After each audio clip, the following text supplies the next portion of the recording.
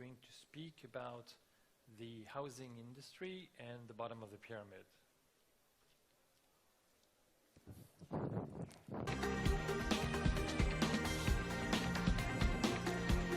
All right. Good afternoon, everyone. Hope you all had a good lunch and are now energized for the session. So, could I have a clicker, please? Could I have a clicker, please?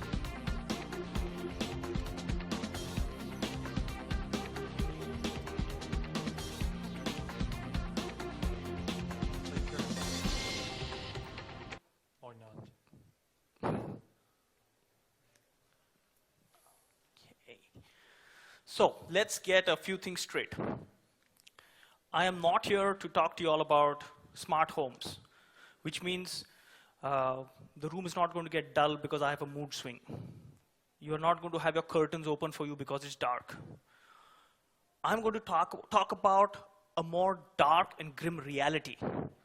That which brings about housing for the people who cannot afford it, people below poverty line. Now, that has been a common gimmick all over the world, and I use this word very harshly. It's a gimmick all over the world. That you build houses, you build cheap houses, and then people stay there, and it's not sanitized well, it's not hygienic, it's not looked after. People invariably move out of there. What if we can bring technology to the forefront in such a way that we get the people below poverty line to live life well with the help of technology, and at the same time, it's a revenue generation model. We make money from it. So, welcome to the affordable smart housing session. Now, of course, a smart home is clever. It looks into surveillance and temperature and looks at all the fancy gadgets. You can control your music and your curtains. Where everything like, remote sensors and my TV and my heating and everything is connected. But all of us have a smart home, right? Right?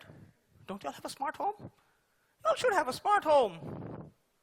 Now, if we go back a little bit and see if I actually have a show of hands here, which I probably won't be able to see easily, how many of you all really believe that you live in a smart home? And you don't have to answer the question, because I know the answers. Is it because you already have a house and I'm too lazy enough to make it an energy efficient or smart home? Is it because it's too expensive? I already have a house, just leave it at that. Why do I need to incur another cost on it? Most of us, we are affluent, we are well-to-do. But is it the fear of technology, that there is so much of technology that I actually have to set up in my house? I have to have all these gadgets and devices and ensure they are always working and functional. And are you afraid? Are you afraid that there might be Big Brother watching and monitoring all the activities that you do in the house? There might be people who are trying to get data from you and send you irrelevant messages about what your fridge thinks when you should drink milk, and getting automated orders. Is one of your fears, what if something goes wrong? Do I jump off a cliff and be done with it? These are some of the reasons we typically don't live in a smart home. These are some of the things because it's a lot of do-it-yourself mechanism. Now that we've spoken about what smart homes are not, let us move to another segment. Let us move to a segment which is affordable housing. Now, just to give you all a brief, Marie Antoinette, she had this infamous quote of saying, hey, if you can't eat bread, let them have cake. So we went and asked her, hey, what do you think is affordable housing? And she said it absolutely rightly. Hey, if you can't live in a house, live in a castle. But while I make a joke about it here, the grim realities of life are that There are people who don't have water. Electricity, as we saw in the earlier talk, is not there everywhere. There is a lot of places without electricity. The biggest problem of all has been shelter. The slums that we see all over the world are not because people want to live there, because they can't afford to live anywhere else. These are our basic necessities: food, shelter, clothing, common knowledge. However, our world has evolved. Today, it's not enough just to have these as our basic needs. It is also important to have an internet connection. Now, while we talk about internet access as a basic necessity, I found it pretty interesting to put that photo up there. That is a signage on a waste bin, because a lot of people today are going towards the wastage of the internet. We also cannot live without our smartphones.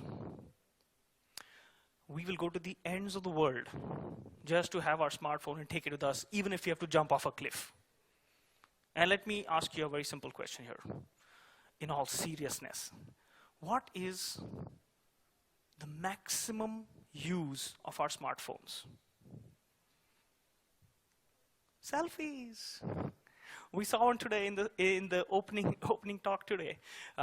Plumman went and took a selfie on the center stage. I mean, selfies are a way of life. But again, I have to add these things in the grim reality of life. But what we are talking about here is not about selfies. We're changing the game. We're talking about the new revolution, where we mix in the best of smart homes, smart housing, and bring it to the affordable sector.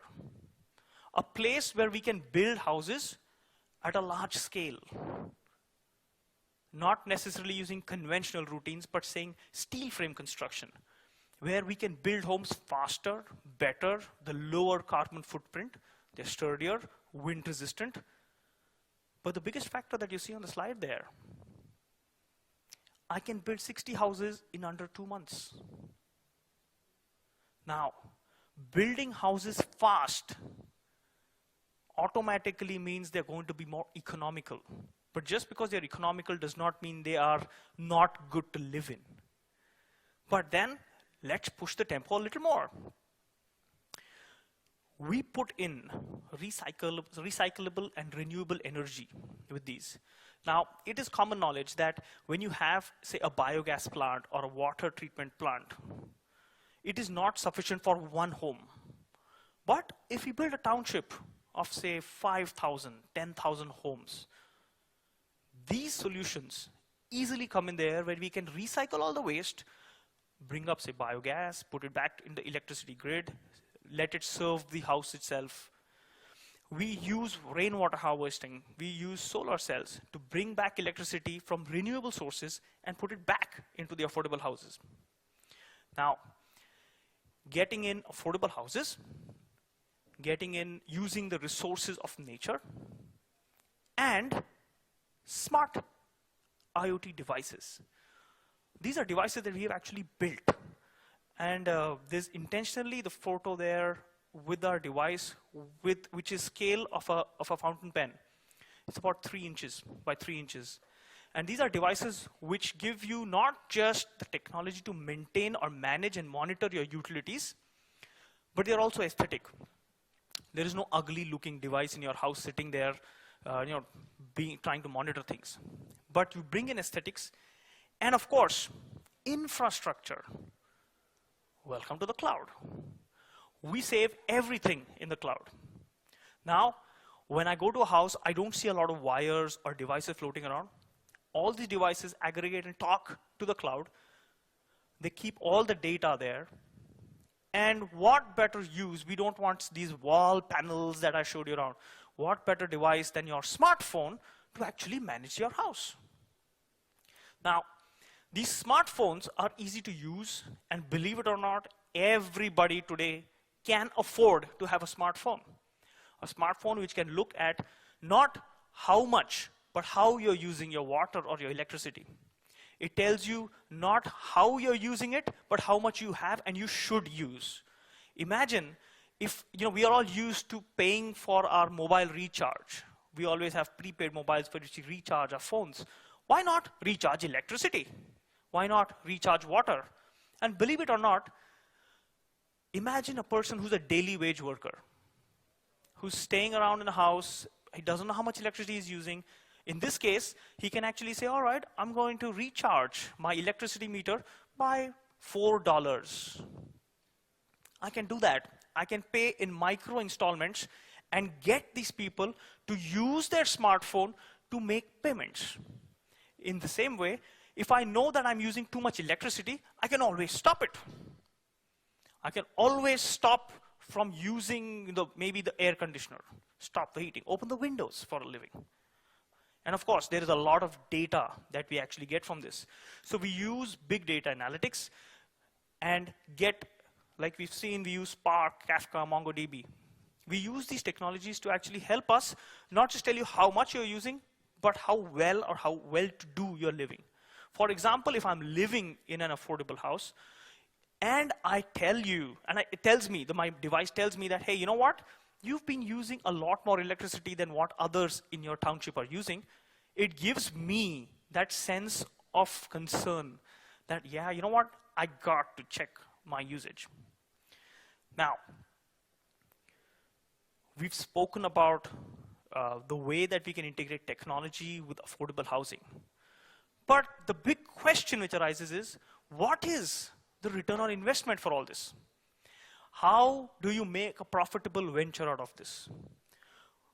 Before that, let's see if we can see a demo about this. In this demo, this is a person who walks into a house without having, he's just purchased the house. All they have to do is log into the township Wi-Fi, log in to your house, and actually see what the demo looks like. So as part of the demo, we are going to see how the electricity is automatically started. You can see that your battery is currently 0. So I recharge using using an online payment mechanism, which is a one-click payment. And then once it's charged, the lights come on. And I can show a demo of how when my electricity starts going from green to yellow to red, automatically my electricity switched off because I can do micropayments. These kind of tools, these kind of apps, which are controlled by a phone, make it very easy for me to actually get into a house without the fear of it being costly because I'm already in an affordable home, without the fear of security or credit card fraud because the township is looking after the technology and the security, and without the fear of if something goes wrong because it's part of the township that I live in. Now, what are the business opportunities which come up from this? Chototel is a new investment, is a new company which is being launched in UK, which is doing a pilot in India. I come from India, where we can lease houses on a daily basis for as low as $2 a night. $2 a night is something that's affordable for a lot of people in the world. We have uninterrupted supply of water, electricity, and gas. And you can pay for all this from your phone. How do we sustain the township? We put in its own recyclable, reusable, renewable energies. We do water harvesting. We look at biogas plants. Get these people to put all this waste back into the system in the new form of energy. And we use new technologies. These are 3 companies which have already started using the power of internet, affordable housing, and that large 1.6 billion people who need a home to make it a $300 billion opportunity every year. Now, that's how we talk about making affordable smart housing go from ashes to riches. Thank you.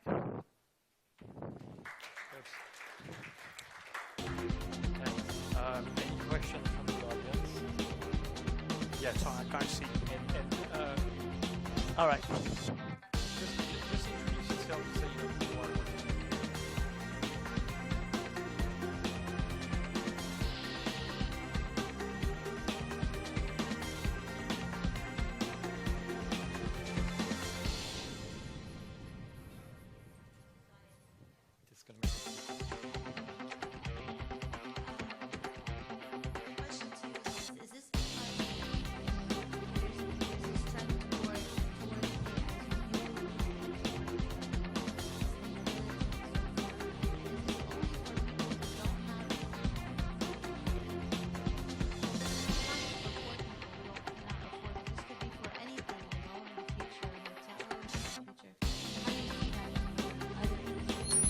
Well, you nailed it.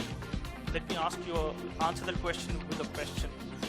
If you were to get into a cheaper home, which is smarter than your existing home, would you at least think about it? And the answer in most cases is yes. Now, this is the trend that we are trying to build. We see that there is a huge market where we can bring in technology and get people completely enthused by it. We see that not solving just the affordable housing problem, but also the problem of not being tech savvy and being able to live in a smart home. And these kind of things, in fact, Chototel is an acronym for Chota, which means small, and hotel. And these are a chain of hotels which are being launched. There's a pilot being done in India, which is 600 homes, which is going to cater to a lot of the labor force from factories who are living in abysmal conditions right now. And they are going to look after the hotel itself. They're going to run it. And they're going to, you're going to pay like about 100 rupees, that's $2 a night. And this is excellent for not just affordable homes or for people who are like daily wage workers, laborers, but after a particular amount of time, this is going to be the norm. This is what, a house would not just be a shelter. A house would automatically be smart. And that's where we're driving at. Thank you. Any other questions from the audience? Okay, well, thanks. This is great. Right. Thank you.